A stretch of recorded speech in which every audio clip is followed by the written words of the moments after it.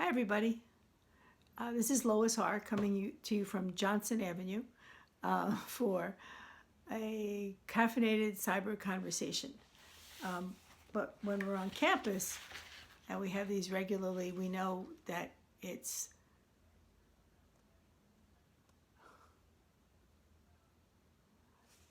so these caffeinated cyber conversations are coming to you courtesy of all the good people who put together Agape Latte every semester for us, a few times a semester on campus. Before we start, there's a few things we have to have, right? One is we have to have something in a mug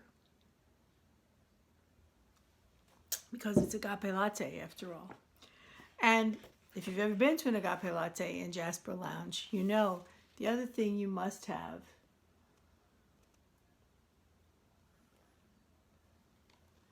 is Lloyd's carrot cake. Now, I can't promise you that this is Lloyd's carrot cake, but I looked for an image on the web. I thought it looked pretty good, and it reminded me certainly of Lloyd's carrot cake. So I'm sure we're all missing that tonight, and we'll be happy when we get back to campus and have some of Lloyd's again when we're all together for Agape Latte in Jasper Lounge. So I was asked to do this by the Agape Latte team, and I had done a regular Agape Latte back in October, you might remember, some of you, and I spoke about, kind of framed it around the experience I had at the border last August at Laredo, Texas, working with asylum seekers. John Riley, my husband, and I went down there, and we spent just about a full week volunteering with Catholic Charities in Laredo, Texas, and worked with folks and their families and people coming across who were trying to continue on into the U.S. and see if they could stay. A lot of that has changed by now, and it's also affected by the reason we're doing a cyber conversation as well. But I also wanted to talk to you about, I guess, some other things and maybe follow up from that and reflect back on a few of the things that I might have mentioned during that conversation. I told my own story about how the title of the Agape Latte was One Thing Led to Another, an organizer on De La Salle's Quad. And that's how I've experienced, I guess, my life and my vocation, my career up to now. But there's more to that, I suppose, in that I wanted to delve a little deeper into two of the references I made. I watched it again to say, what the heck did I talk to everybody about that night in October? Seems like a long time ago. And two things I referenced were the impossible dream, that when I was young, in grade school, high school, The Man of La Mancha was a big play on Broadway. It's really famous and a hit show on Broadway. It's been on again, but since. But I think that might have been around the first time it made its Broadway appearance. I'm not sure. But the very famous signature song from that play is called The Impossible Dream. And so I guess I wanted to talk about that. Impossible dreams. That's one thing I want to say a little something about. And then the other thing is the quote that I use a lot if you've been on a senior retreat, a wisdom retreat, and maybe any other times I've been asked to give a thought or two to students when they're, on one of our various off-campus retreats. I like to use the quote I thought for the longest time, it was by E.E. Cummings. I don't know why I thought that, but it's actually Dag Hammarskjöld. And the quote is translated a little differently here and there, but it's, for all that has been, thanks. And for all that will be, yes.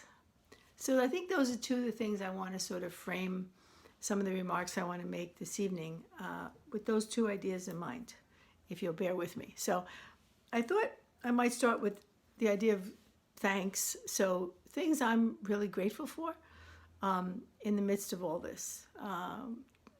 These trials and tribulations that we're having, which are genuine and heartbreaking, but there are still like these amazing, bright, magic moments that are happening, I'm grateful that my two kids are okay.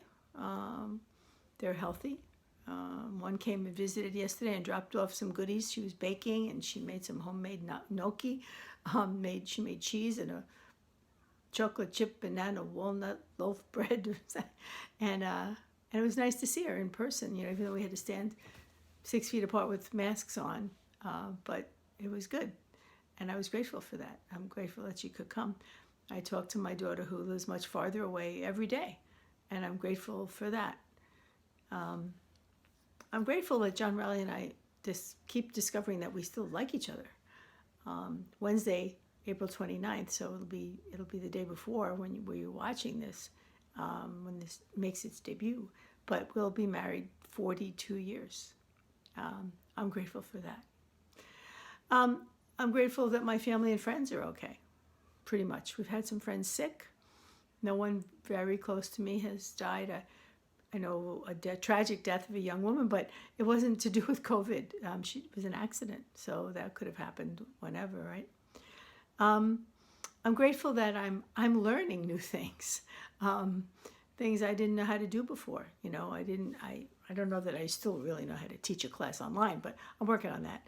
And I'm grateful that I've learned to use some programs and made contributions to things through doing that. That's been really nice. I'm grateful to sort of finding myself a little bit adaptable. And imagine doing this, the adaptability of the folks I work with, people who are doing all kinds of gatherings and meetings and reflections and wellness and post-grad volunteer work and all the things we do in campus ministry and social action. People have tried to translate into a virtual project or program, voter engagement. Community service. Imagine doing community service virtually. I never would have imagined. I'm grateful for my students. They keep showing up every week. And they're doing their work and they're engaged in the conversation. That's wonderful. I'm grateful for that. I'm grateful that at 7 o'clock every night, the people on my block, up and down, and all around New York City, go out and make a lot of noise and clap and hoot and holler and ring bells and blow horns and hoot and holler and hang up signs that they're thanking everybody who's working and helping through this crisis, showing appreciation and love. That's pretty great. So that's the for all it has been, thanks for all that will be, yes, yes, yes, yes. And a word to our seniors, and well, to everyone, but, you know, don't let this color your 4 years at Manhattan College. You've had 3 3/4 pretty fabulous years at Manhattan College.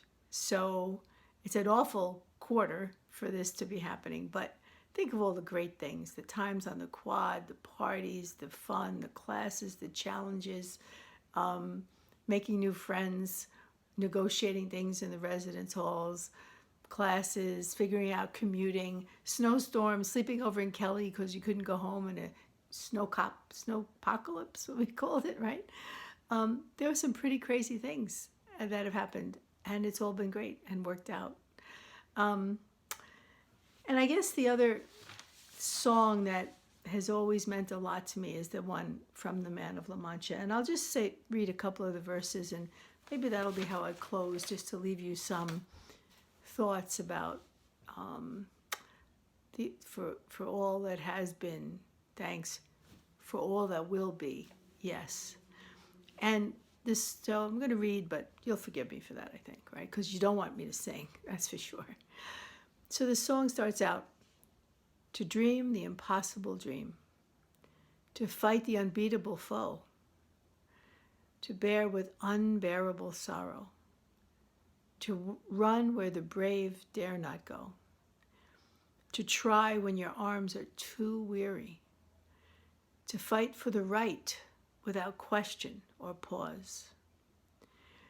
This is my quest, to follow that star, no matter how hopeless, no matter how far.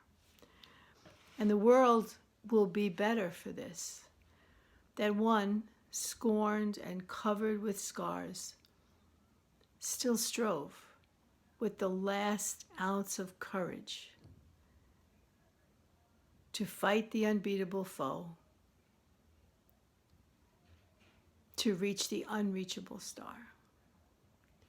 That's our task. That's what we need to do. We need to try when our arms are too weary, to love. There's a line in it, I didn't read it, but to love pure and chaste from afar. This is our quest, to follow that star, no matter how hopeless, no matter how far. Because eventually we get there. So good night, everybody. Stay safe, stay healthy. We love you and we miss you. And we're going to see you soon. God willing, si Dios quiere, inshallah. Good night.